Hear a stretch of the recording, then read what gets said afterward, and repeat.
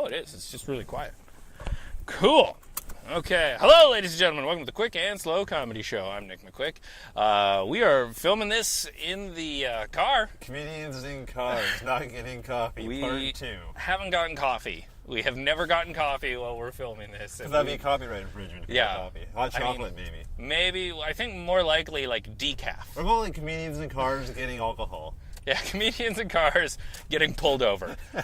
Comedians in cars getting a DUI. That would go viral. Yeah, a DIY DUI. Yeah, that's how it would be. Imagine the viewers you get. Oh, yeah, that'd be quite the podcast. So I'm joined in the car.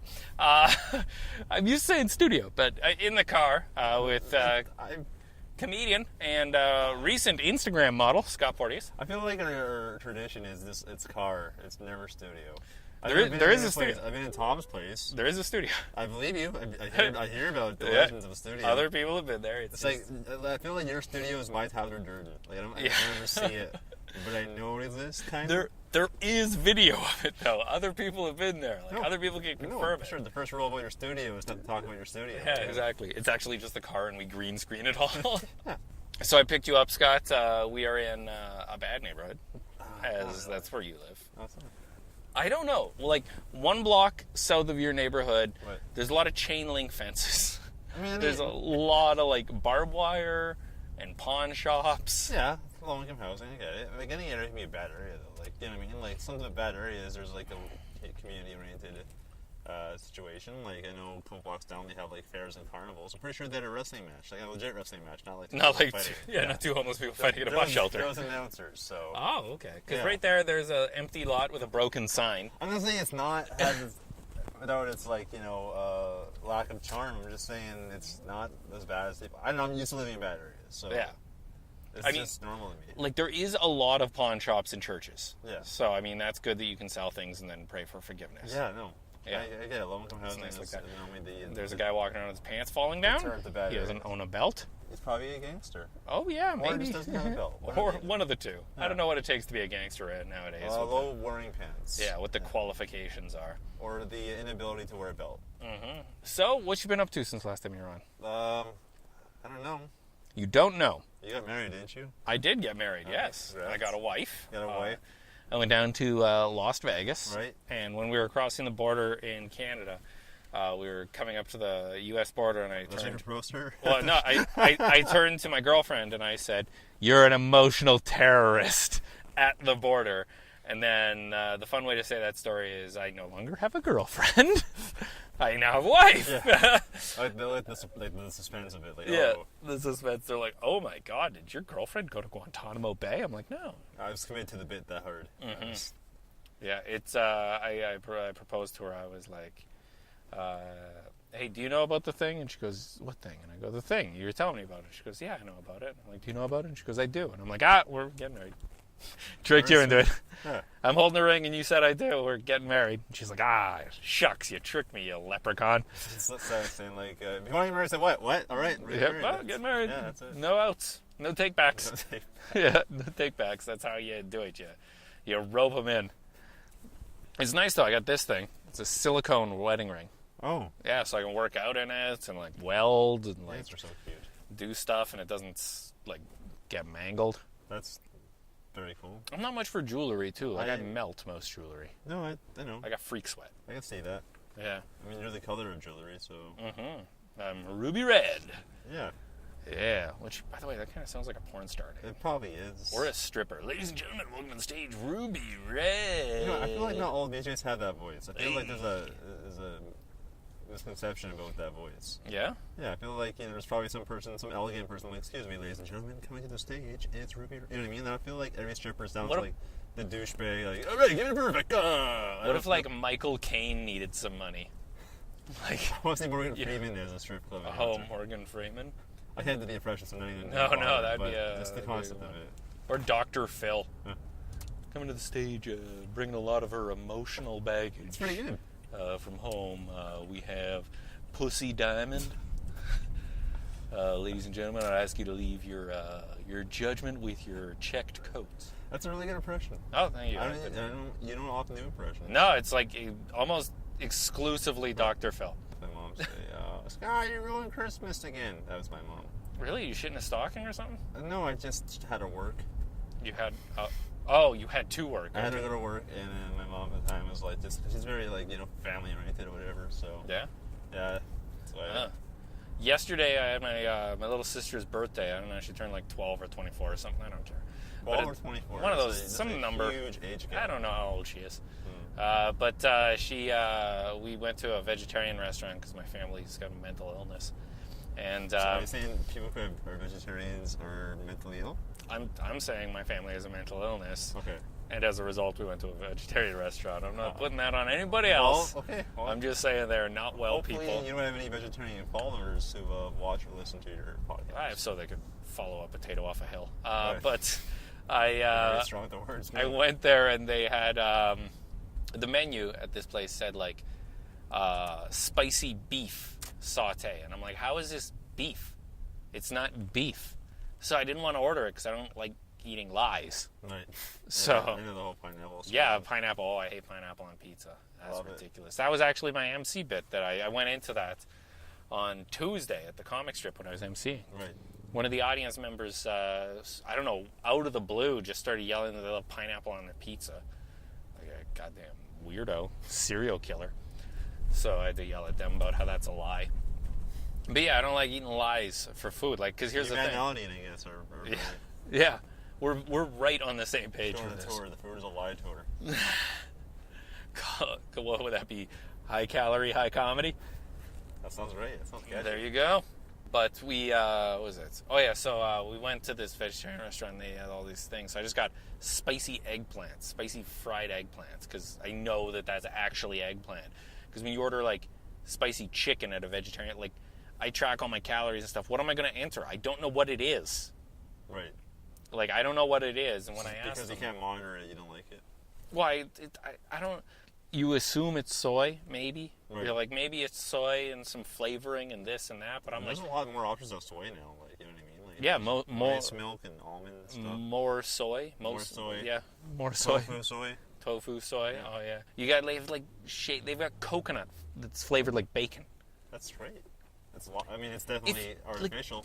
Yeah, I understand, being a vegetarian or a vegan or whatever for health reasons. Right. Yeah, that's great, do that. But veganism, it's cool. I was doing a deep dive on veganism. I was researching it because my show, Strength at Length, shout out Strength at Length. We have to do research on diets and fitness and all that stuff. So we're researching veganism, and it was started by the Seventh-day Adventist Church. So it's a cult thing? It was. Anything that is an ism is pretty much a cult or a churchish thing. Euphemism? Euphemism, yep. It's alluding to sexual practices.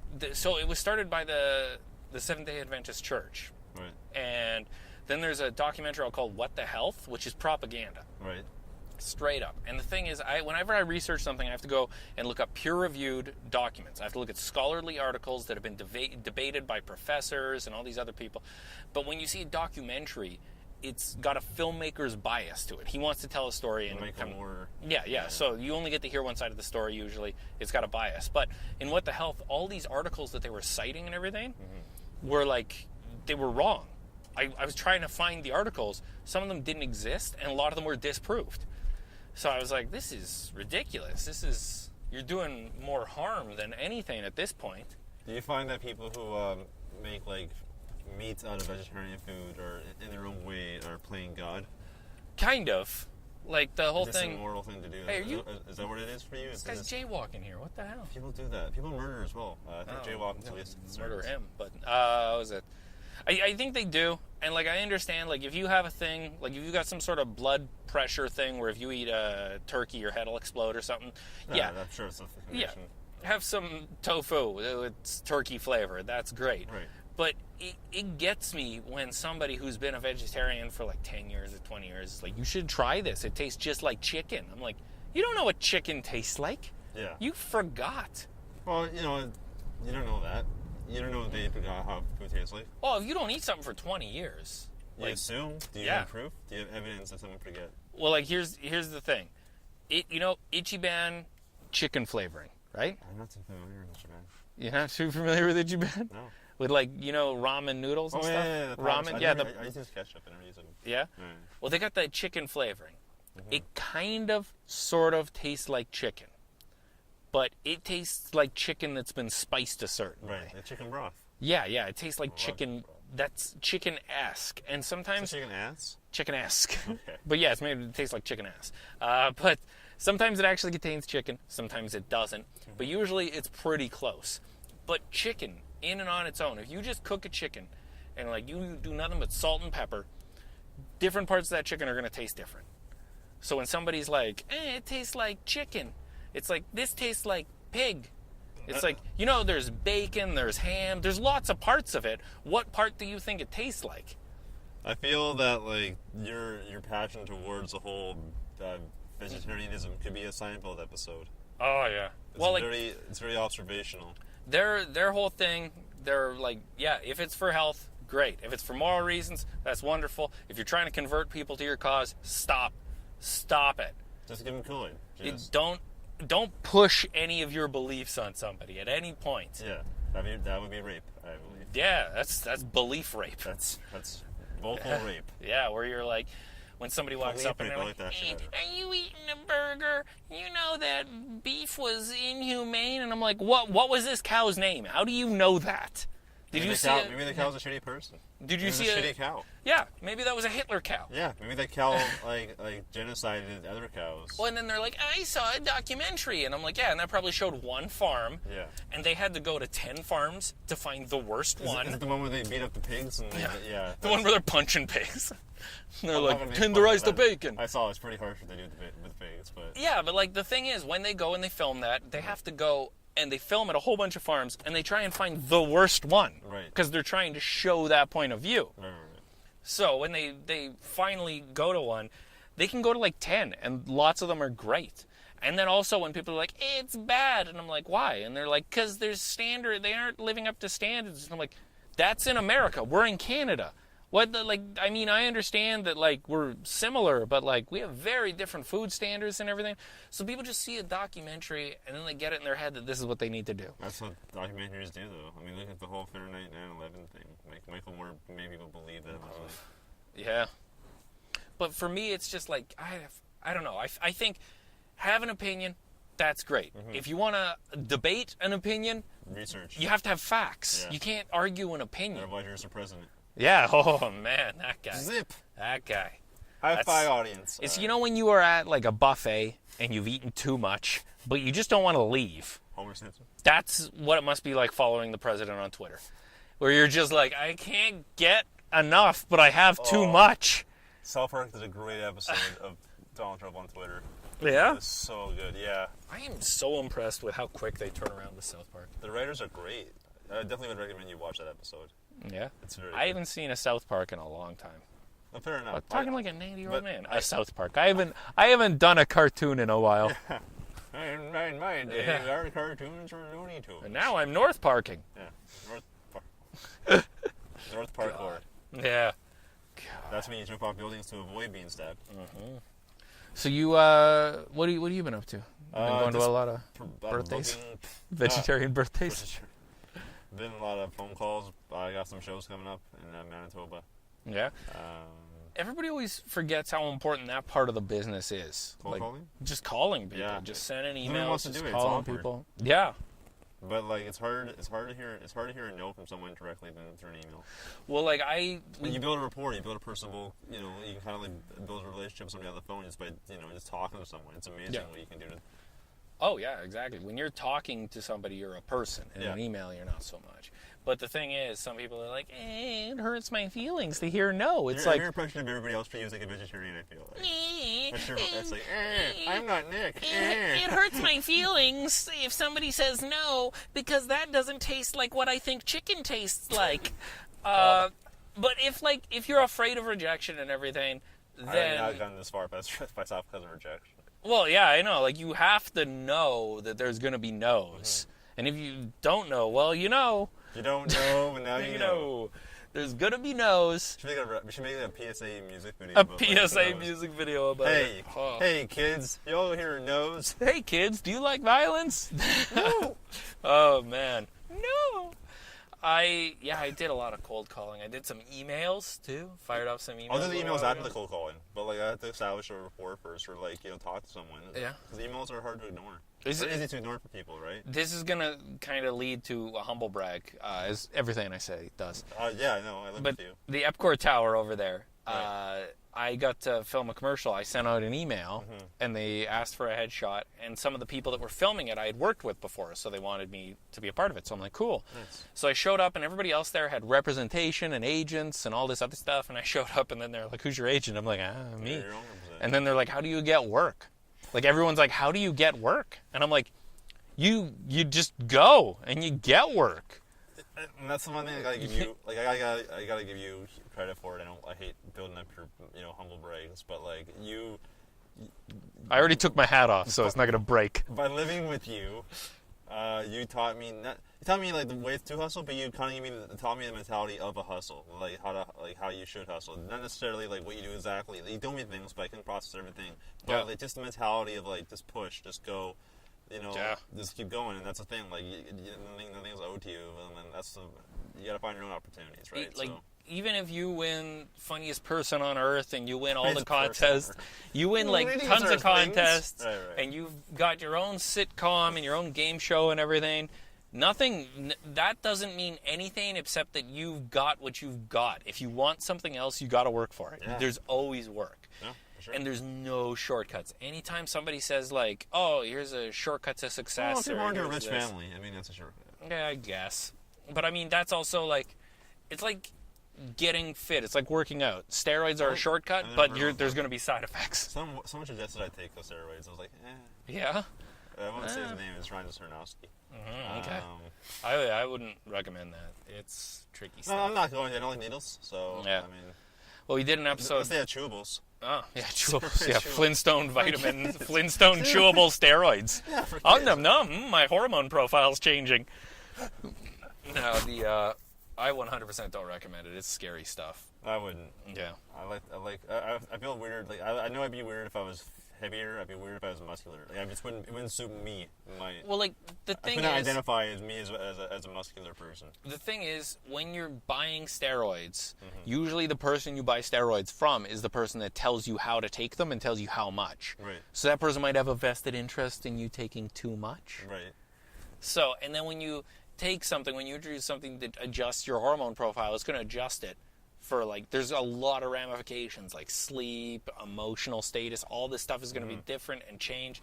And, like, it's I'm not... a mess before steroids, yeah. so I don't need that. It could mess you up bad. Or just like, balance me out. The whole thing, because we did an episode about this, about selective androgen modulator receptors, SARMs, which is like it does an androgen modulation instead of anabolic modulation. So it's similar to steroids. I do a lot of research. So it's like a steroid. But the thing is, if anybody's ever thinking about steroids, doing steroids, which is a bad thing to say, because steroid is actually a brand of hormone that encompasses like cortisol and lots of other things. But if they're thinking about doing testosterone, you can go to a doctor and get a hormone profile done to see where you are. And if you have low testosterone, you can get signed up for testosterone replacement therapy, which is TRT. So you can go to a doctor and get injections and have it monitored by a doctor and do checkups and everything, and like it's safe. Kind of like Bob from Fight Club. Not really. That was kind of unsafe. That was super tits. But he had low hormones, so he had to like. Yeah, and then he took too much, so it swung back the other way. I just want to make it a Fight Club callback. Apparently, you're not familiar with the rules of that. Oh. We don't talk about it. No, and also if you're first time in Fight Club, you have to fight. Yeah. So, but the commercial I was in, David Hoosrow was also in, Local Handsome Man. Doesn't surprise me. Yeah, he was really handsome, and we were both dressed up with suits and ties and stuff, and very business thing. So we did lots of business and stuff. But nobody told me what the commercial was for at all, and they just say the commercial is for the government of Alberta. So I'm like, okay. Fuck you. So I show up, and I'm there, and then we're just walking around doing stuff, and they're like, they're going to voice over a lot of stuff after. Right. So it's like us walking down hallways and stuff and looking and pointing at things and stuff. And then they're going to have some voiceover. But then the whole thing was we shot the commercial, and the director and the producer is talking about like how they're like, well, we have to portray this as sort of like a view at the economy. So it's about the Alberta economy, yes. So if you were going to buy some economy weights, because I think it might go on sale, because we're doing a commercial for the economy. I'm confused. What is that? How do you do a commercial for the economy? You don't because you can't afford it? I pushed a button for an elevator. We got in an elevator. We walked up and down a hallway. If it was a real economy commercial, you take the stairs. Yeah. Yeah, you got to save. We walked around with prop coffee, which is... yeah. Oh. There was a prop master, and he was giving us, like, prop coffee. Is that brown water? No, it's just a cup. And we're supposed to pretend that there's coffee in it. This is a good coffee. Imagination juice. Yeah. Wow. Oh, and the thing was, they shot like a whole bunch of stuff during the day, and then we had to shoot some stuff right as the sun was setting, and they were trying to get like that midnight, or the magic hour or whatever, right when the sun's going down. 7 o'clock. Yeah, and so we're right at the lobby of the tower over there, the Epcot Tower, and we keep walking up and opening doors and stuff, and walking up and opening doors.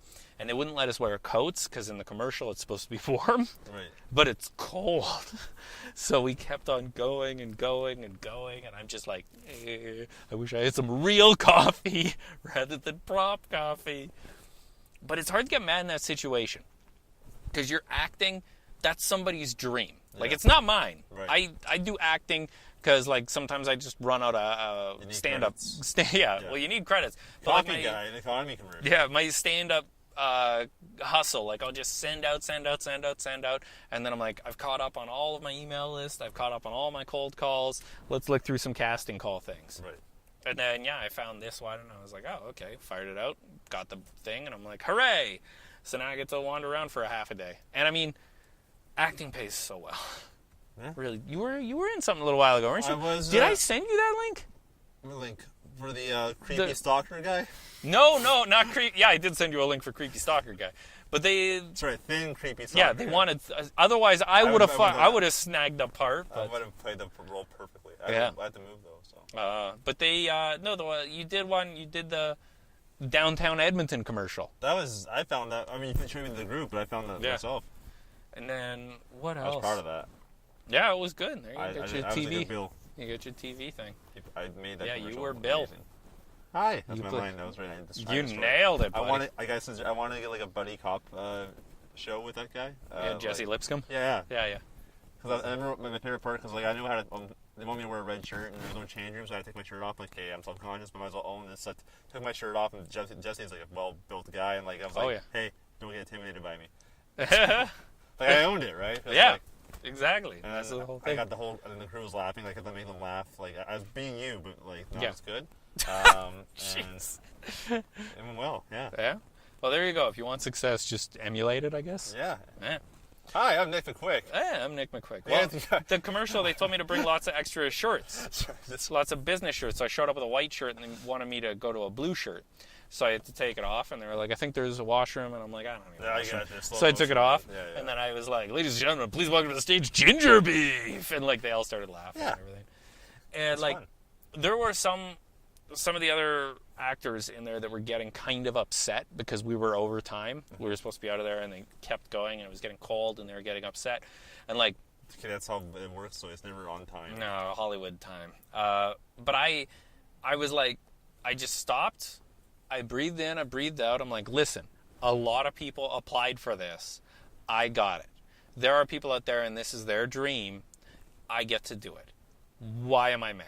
I should, and like, I just was like, you can't be upset. Yeah.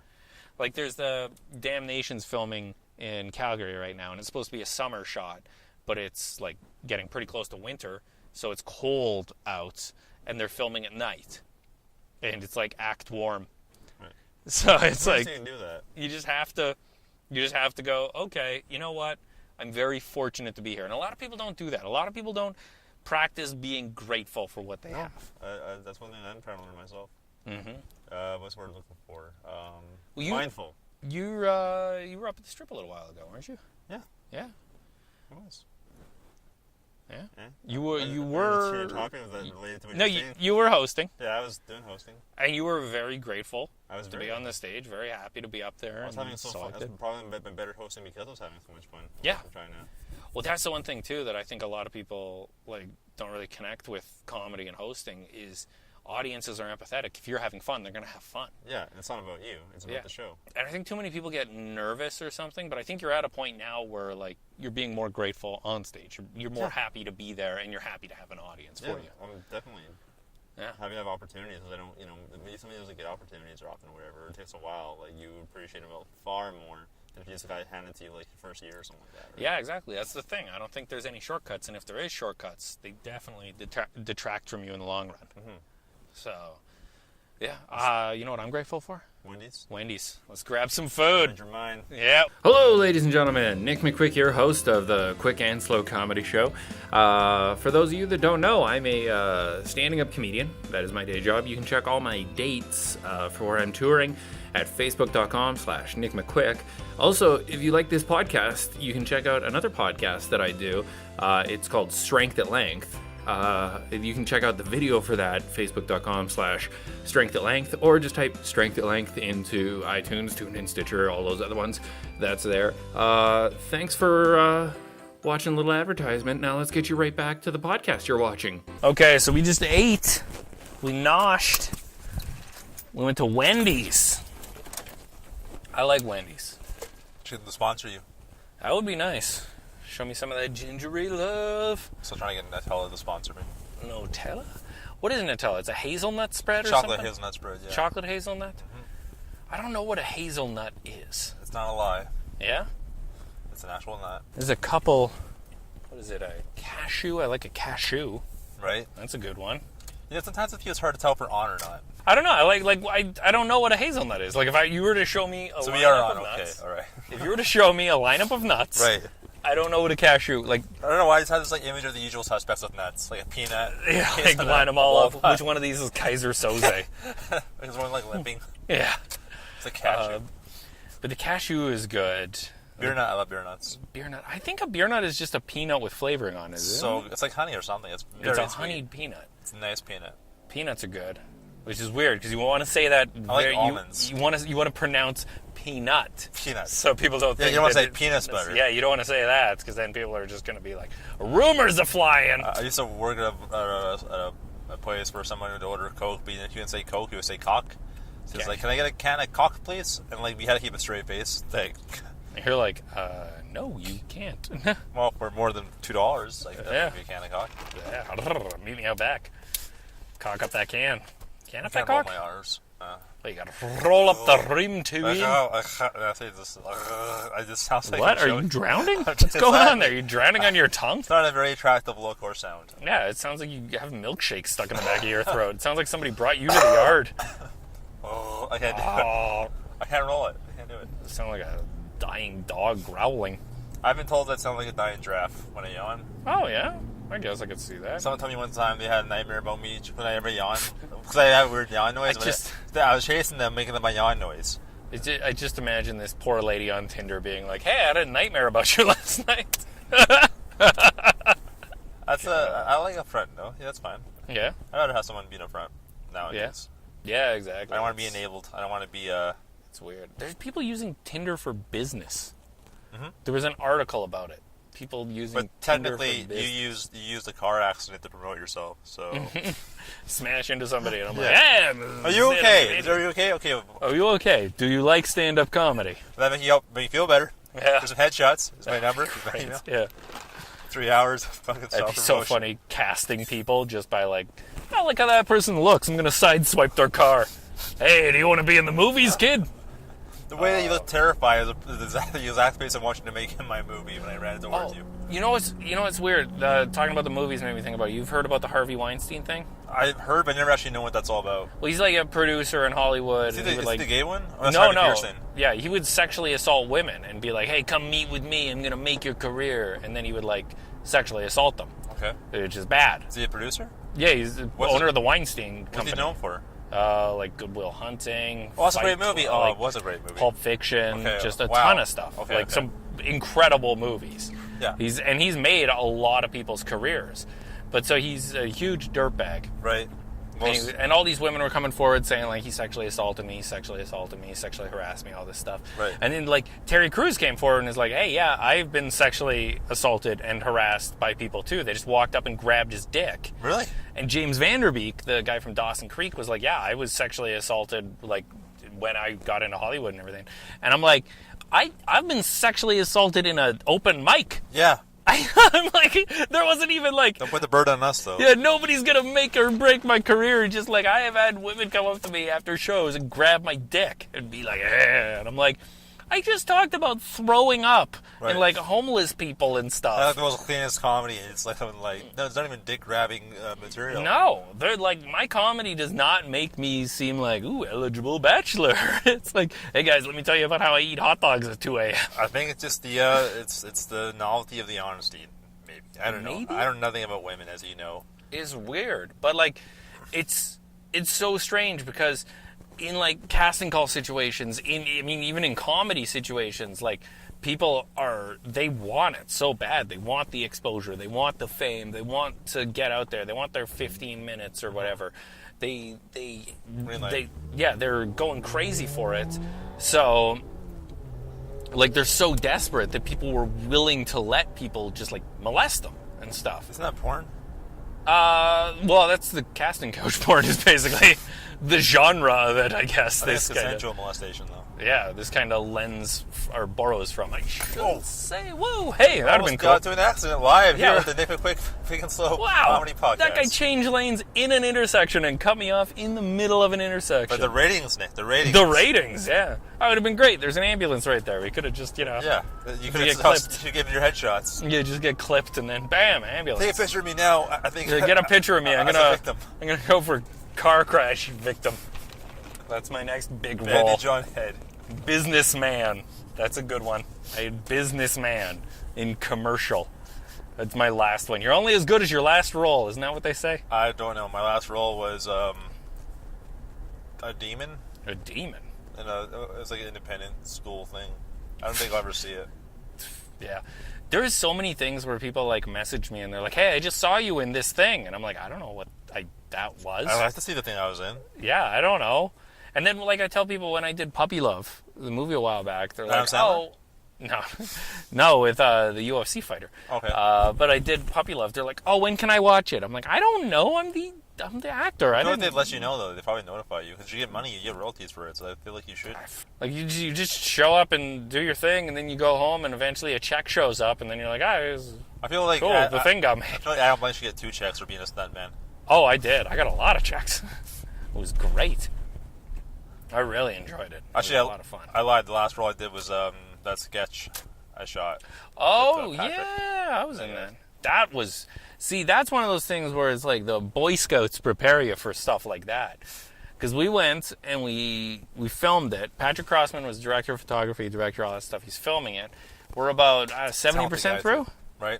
And he breaks his camera. Yeah. Snaps it in half. Changed the whole format of the thing. So then he's like, well, I guess we're done. And I'm like, well, I've got a camera. I brought a camera. I got all the sound equipment. I got everything. And he's like, what? And I'm like, yeah, I got a studio that I carry around with me in a bag. That's why we have cameras and everything in my car. And he was like, oh, well. You can't even tell the camera changed. Yeah, he's like, hook a brother up. So, boom. Swooped in, saved the day, and filmed the rest of it. Thank you for that, by the way. Yeah, no problem, man. Always be prepared. And that's the thing. Like, I'm not a big character in that either. Oh, yeah, I guess I'm in that. I'm not a big character in it or anything. I've got a couple lines and stuff and some background stuff. I'm picking my nose in one scene. Yeah, that was great. Yeah, heavily featured nose picking. But I just showed up, but I was prepared. Because I've been on sets before where it's like, there's only one battery or something and it runs down, so we just have to sit and wait. Yeah. And, like, sometimes it's great. That's what acting is. You just wait. You wait a whole bunch for a location, or you wait for the sun to move, or something. And then you're like, oh, okay, cool, now I can go do my thing. It's always good just to be prepared. Because, I mean, like, when it comes to movies, stuff like that, normally I'll do a lot of the writing and, like, a lot of the acting. But, like, I'm not above holding, like, a light or something if I'm not being used. I mean, make yourself useful. And that's a good mentality to have. Not many people do. It's like, I am better than this. I'm now in 2 rows. I would not touch a light or a boom mic. Well, like bring me my waters. The Rigby Muldoon that we did, that was shot a while back. I'm the antagonist in it. Spoilers. And there's some scenes where we're filming and people are talking to me, so I'm their eyeline, but I have to hold a light like this because the camera's right there under my arm shooting. So like I'm holding a light to make their face look good. And it's like we have such a small cast and such a small crew, and like we made it. And we shot it in, I don't know, 2.5 days or something. Right. And it's really good. And it's because everybody chipped in. Everybody was so happy and eager. And it's the thing we were talking about before the break. Just about being grateful. And it's like too many people, I don't know where they get it. They're like... Sense of entitlement? I'm doing a commercial and I have 3 lines. I'm going to sit in my trailer. Like when I showed up for Puppy Love... when I got on set with Adam Blank, we just walked in. It's like, oh my God, we have trailers? This is incredible. I feel the same way towards the green rooms. Yeah, I was like, wow. Oh man, you remember Fox Creek, the show we did in Fox Creek? That was so fun. The green room we had? Wasn't that, well, we actually weren't supposed to go in there, but it's like, didn't care, but like, there wasn't a green room. It was a room full of kegs. You chose to be there, though. It was a room full of kegs. You wanted to be there. Yeah, I love it. It's way better than sitting in the audience as everyone's like, I hope the comedians are good. And I'm like, I am the comedian. What? Oh, man, I want to go back there, but they're not getting back to me. Oh, yeah. That was a fun show. That was a great show. No, yeah, Nun's Valentine's Day show, like Nick and Scott. I'm doing a show with Dan Clark next month. Ooh. Gergville. It's like an hour and a half in Grand Prairie. Oh, nice. And Fox Creek, but I can't put a show there. Yeah, but Fox Creek was like, it was wonderful. It was because so fun, they were like, oh, here's a room you guys can sit in. And I'm like, that's more than I expected. Yeah, especially. Mm-hmm. But I still feel like that wasn't the room. I feel like that's just you being adventurous and like going in your blanket fort mode. Well, I was like, oh, cool, look, a blanket fort. The whole thing is, I always go in, have very low expectations, and just be happy when they're met. Yeah. Like, that's something that, I don't know, too many people, they think maybe because they did Just for Laughs once or they won a contest or something, then now they should have carbonated water and like a coffee and an espresso and this and that. I mean, they can have it, they buy it. I mean, they're yeah, and it's like, no, the only thing that like a venue really needs is like a stage. Sometimes not even that. I like it when they have a microphone. Microphones help. Sometimes I've done it without a microphone. Milk crates. Yeah. Yeah, we help. Oh, I've done comedy on a door that's been like a door without the doorknob in it that's just laid down on milk crates. Is that the one in the back alley? No, the one in the back alley was us just standing on the pavement. And we had a microphone plugged into a karaoke speaker, like one of the guitar amp actually, and it was blown. It was like all craggly and just terrible sounding, and I'm like, what is happening? It's train wreck comedy, man. That can be fun if you take it for what it is. When the guy who put on the show in the back alley, the crazy person, he was like had all these people come in with cameras and lights, and they were gonna film this thing, and then he just didn't pay any of them. So it's like it was. Why would you not like? How could you like not expect to pay somebody who's putting in their like time and like and equipment? Yeah. Well, it was I don't know. He stiffed him with a bill at the end, and like that's not something. Like, no, that's something you don't do. Yeah. I don't know. Is that the Farewell show? What? Is that the Farewell show? No, that was just an Insane Man show in the alley. But the thing is, I know a lot of people ask comedians to do things for free. I had somebody ask me to book a show and get the comedians for this rock and roll thing. And it was going to be 5 rock bands playing. And they wanted comedians in between. And I go, okay. And I asked them, like, what are they looking for comedians? What are they looking for this and that? Yeah. And they tell me. And then I go, okay. I go, how much are the tickets? And they go, the tickets are $25. And I go, okay. How much are you paying the comedians? And they go, oh, we're not. And I'm like, what? And they're like, yeah, we can't. And I'm like, well, how much are the bands getting paid? And they're like, oh, well, they're making okay money. And I'm like, then why do we have to do it for free? So, like, I understand a lot of people just have this weird expectation that people are sometimes going to do things for free. Yeah. But, like, what we do is a service. Like, there are sometimes I will do comedy for a drink ticket. Yeah. I just want to get out and try a new 5 minutes or something. You're not going to do your best because of it. You're not going to try it. Yeah. I'm not putting on a suit and tie or anything. Yeah. I'm not going to promote it on social media. And, like, if there is money and people are paying to see this, why aren't the performers getting some? Like, no, that's fair. A little bit. I mean, it depends on the venue. Say like the venue has to get paid off and like the staff has to get paid off, whatever. Like I can see that, but if it's like a successful show, there's no reason why you shouldn't. Like for me, when I book shows, I pay them ahead of time. Like I did a show in Beaumont, and I wasn't sure. Even like a week before I even went there, I paid Lisa Baker $5, and I paid Nathan doing 20 minutes, which is fucking good. That's good money. And I paid them way ahead of time, just so I didn't have to worry about that. And I ended up breaking even. I didn't make any money. I did that show for free, but my reputation has still been intact for being someone who pays off who's comics, right? It's one of those things. Sometimes you like lose money. Like I look at it. Break even's better than lose, but still, If I fly to Vegas and the ticket is $400 and my hotel is $200 and the gig pays $700, it's like, well, I made $100, but you know what? I also got to eat. Yeah. So maybe I only made $10. I'm like, oh man, that wasn't worth it. So if something comes and my margins get so close with there, I'm like, maybe I can get something on the way. Yeah. Or maybe I can get like an extra day or something. Or something up or something. Yeah. Yeah, there's got to be something. Pick up a shift. Or even then, like maybe you've got like a friend in town. You can crash on the couch and save spending on a hotel or something. But man, I'm getting old now. I can't do that anymore. You are old. I bought a bed. I feel like I'm bragging. I bought a bed. No. Do you not brag about anything? I feel like you can say something that's really horrible about you and so brag about it. Like, so you got a tumor. It's a pretty big one. It's a nice tumor. It's just the way I'm saying it. It sounds like I'm bragging. I bought a bed. Like, that's not a brag. Like, almost everyone has a bed. I bought a bed. You were given a bed? I bought a bed. I bought a bed. I wasn't given. It wasn't layaway. It wasn't like installments. I fucking bought a bed. I bought a bed. With my own money that I work for doing comedy. Okay, with ha-ha chuckle money. Ha-ha chuckle money. But the bed I got this thing called a Bloom bed. Okay. And it's memory foam and everything. I guess they're getting a free advertisement here. But it like came rolled up in a box and all this stuff. It's from Sleep Country, and it is the most comfortable bed. Like when I went to Vegas, I stayed in a nice hotel. Like they're really good and very comfy bed. My bed made that seem like a sack of dead mice. Like my bed is so comfortable, and now I've ruined myself because I can't sleep on a couch anymore because I'm used to this. On the topics of beds, because I'm going to be getting a bed soon when I get back to Winnipeg for my old. You going to buy a bed? My parents will buy it, and I don't have the luxury that you do. My mom and dad will buy me a bed because I'm not good with money or living.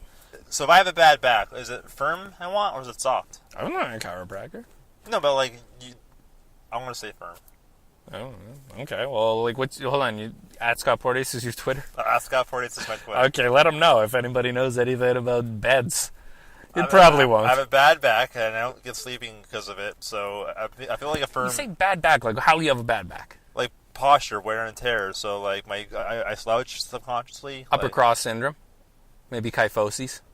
Sure, I watch those. Are you like side to side, good for scoliosis? I don't know. Or like, are you just I went to straightforward? my chiro. He says like I'm fine. Like I got better. My you posture. said chiro, not gyno, right? Chiro, gyno, adjuster. But like right now I know my hips out of place, and I know like I wake up I have lower back pain when I like sleep. When I wake, I can't lie down for too long, can't stand for too long, can't sit for too long without feeling back pain. You know, if you were in caveman days, you'd be dead, right? Yeah, no, 100 times. When you sleep, you have a pillow under your head? Yeah. Do you have a pillow? How do you sleep, on your back? Okay, sometimes, well, it depends. If I have one of those acid reflex nights, then it's on my back. If I have a beer for like an hour before I go to bed, I burp a lot, so I have to sit up all right. If I don't, I sleep on my side.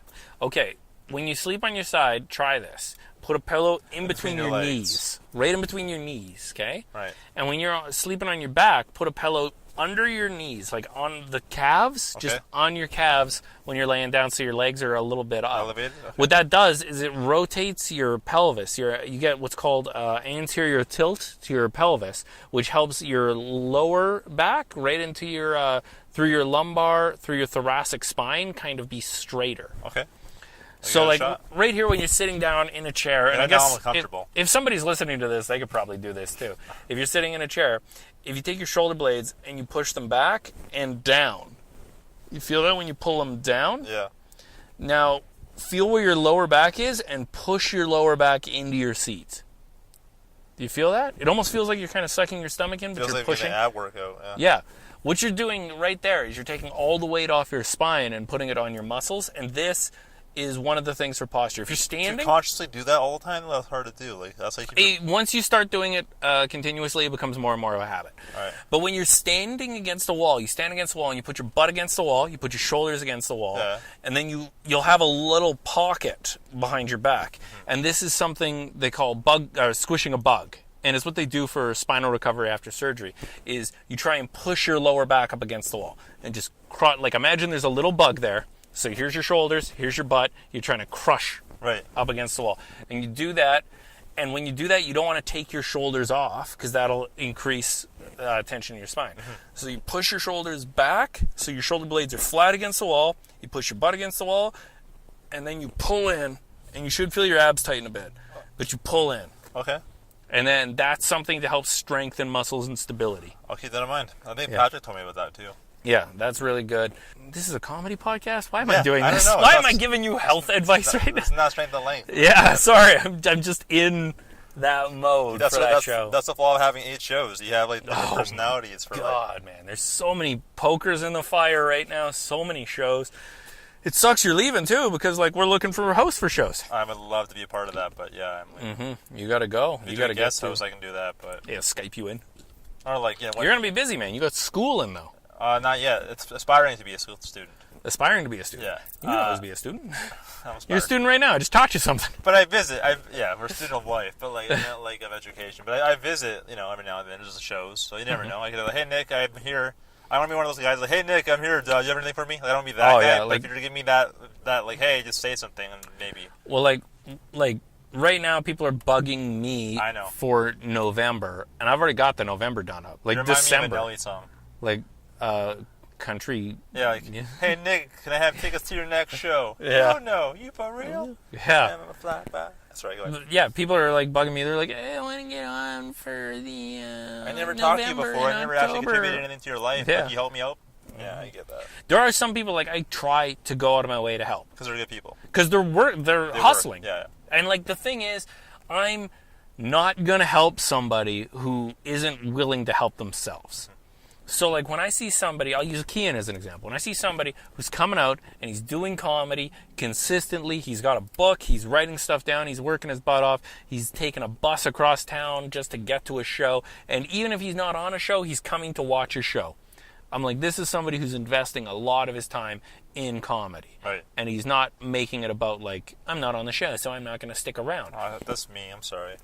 No, but, like, I feel like a shit now. Well, I understand, like, people leave a show because life happens. I understand that. Life happens. I got dogs to play with, too, okay? But, like, I like sticking around and watching a show. Yeah. I really do. I enjoy it. I don't like, there's anymore. I'm employed.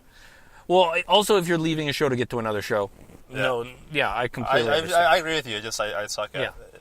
But, like, I see him stick around and watch a show and see stuff, and he's just taking notes and figuring it out. So he's investing. So I was like, hey, do you want to headline an open mic? And he's like, I'm not ready. And I'm like, yeah, you're fine. You'll do great. Don't worry. And he was like, yeah, and he killed it. He did great. So, like, I really like his hustle, and I respect that. So I kind of want to get out there and just be like, yeah. I also like that doesn't get to his head. Like, I can say, like, oh, he did great, but he's like, no, I missed that. Like, he's very level, I guess be the word. For me, I always get off stage, and I'm like, whew, man, I just treaded water there. It's like, oh, man, there was like 6 minutes in between me telling jokes there where I was just kind of treading water. But then, and for me, it's, I know I can do good if I go to my material, but it's about, like, how long can I go? That's the last thing you want to resort to. Yeah, it's how long can I tread water before I got to grab something?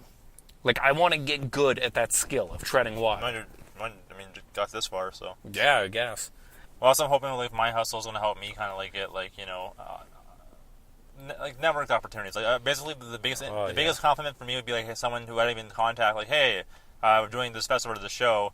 I've heard about you. Would you want to be, you know what I mean? That kind of thing. That's one thing I kind of want, because that shows that I have a reputation and I'm, like, getting out there. Yeah. I don't know there's too many people that complain that they aren't booked because they aren't this, or they aren't that, or they aren't this. I see what you mean. Or they go, this person got that, how do I want it? And it's like, just be funny. Stop looking at what other people are doing and work.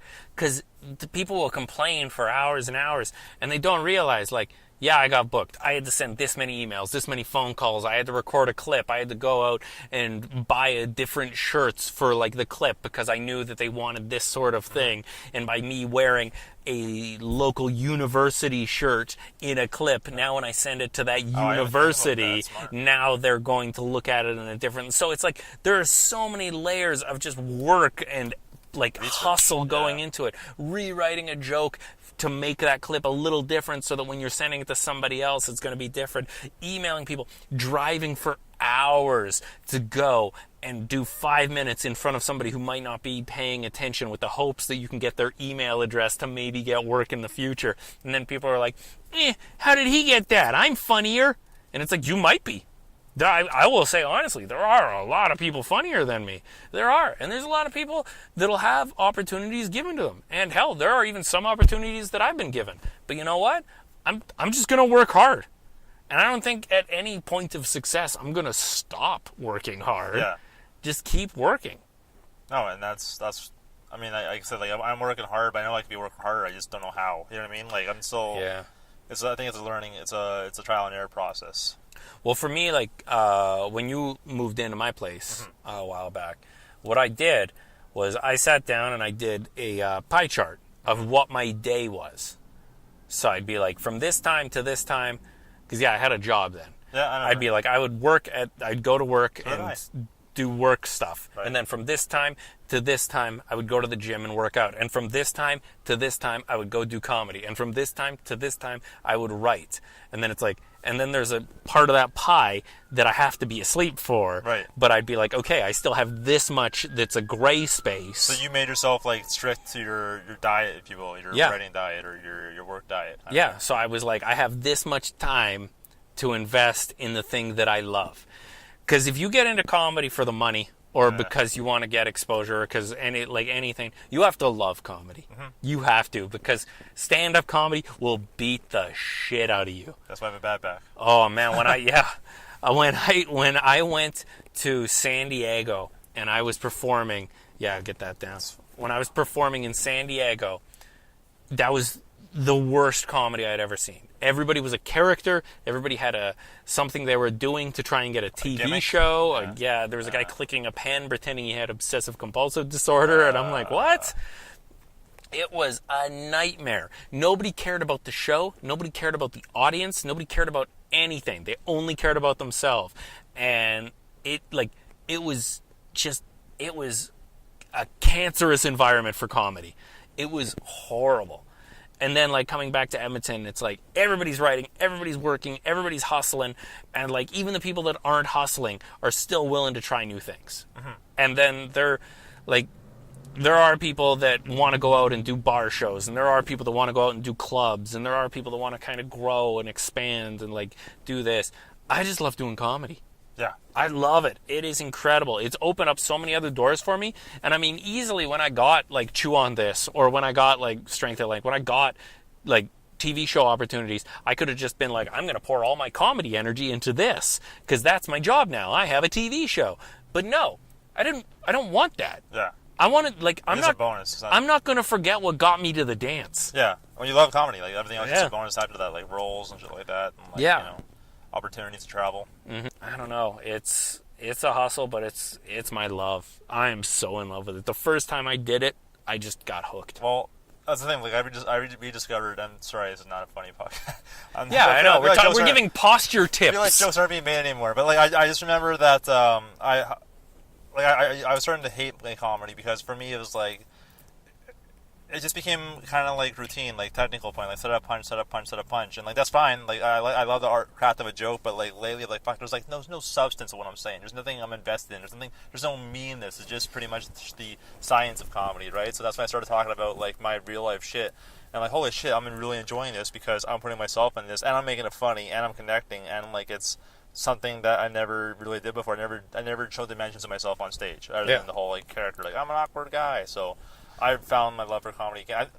I didn't start hustling until I had that breakdown. So like, oh, I'm done. I quit the idea of pursuing comedy as a full-time job, and then something happened. All of a sudden, I'm running a lot more than I ever did. I'm fucking calling, I'm booking places. I don't know how it happened. It just happened that way. It's like when Vegeta said he's giving up being a Super Saiyan, he becomes a Super Saiyan. You know? Yeah. What do you got? Any dates? Actually, I have a few. Yeah. That's what I like hearing. So Rebecca's one. Rebecca. Yeah. Ooh, yeah. Good date with Rebecca. Third date. You guys gonna go see a movie? I couldn't resist Be Cheesy. I'm actually putting it on my calendar right now. Rebecca. You're putting Rebecca on your on my calendar. Yeah, there you go. Okay, so November. I'm gonna be. I believe it's the 25th of November. So it's November 12th. I'll be in Warren, Manitoba for a fundraiser. Ooh. For the Warren Elementary Playground. I believe that's going to be a good show. So if you're in Warren, Manitoba, or near Warren, go there. I'll be in Lethbridge on the 23rd at the casino, 24th at the Calgary Casino, and 25th at the Edmonton. I probably should say which casino because there's a lot of them. But yeah, whatever. The Joker's Gone Wild. If you go to Eventbrite, go to Joker's Gone Wild, you'll find. You have a place where you post your dates. I do actually. That's a great. Okay, great what's point. that? It's on my calendar. What is that? My apologies. Is that Facebook.com? Facebook.com/Scott Potreous Comedy. That's my fan page. Yeah. I'm also you can just add me on Facebook, Scott Porteous, and on Twitter, Scott Porteous. What's the spelling on that? SCOTT? Two T's. Port, Porteous. EOUS. Okay, cool. And also on Instagram, they can see all the photos you modeled for. Yeah. Showing off your sexy 130 pounds. 160 actually. 160. Ooh, there you go. That's the most I've ever weighed, so I'm actually really proud of that. Wow, there you go. I got an ab. You have an ab. I have an ab. Singular. Okay. I don't know. I guess my dates are at facebook.com/Nick McQuik. You guys can check that out. Yeah. Well, you got any parting words? Any recommendations for people? Movies, music, anything cool you've been getting into? Movies, music. I don't know. Dropkick Murphys. Dropkick Murphys, a white supremacist band. Are they? Check them out. Shit. Okay, ladies and gentlemen, there you go. Well, we're going to have an alt-left off of that alt-right, so thanks for tuning us. Make sure you leave a like, a favorite, a comment, or a subscribe, and share the show. It helps us a lot. Make sure you like the Facebook fan page so that we look like we actually have people to listen to this, so that advertisers might pay us to talk about coffee. And all power, not just white power. All power. Oh, good golly. Yeah, there we go. Flat tire right at the finish line. Thank you for listening, guys. Bye!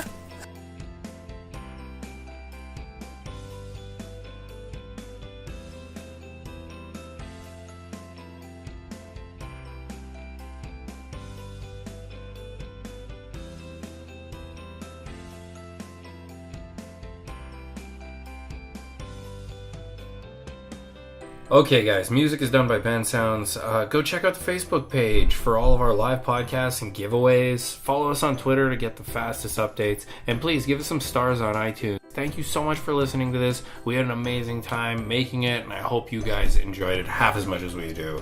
Keep on listening to podcasts in the free world. Good night or morning. Uh-oh. Knock, knock, guys. That's a normal thing.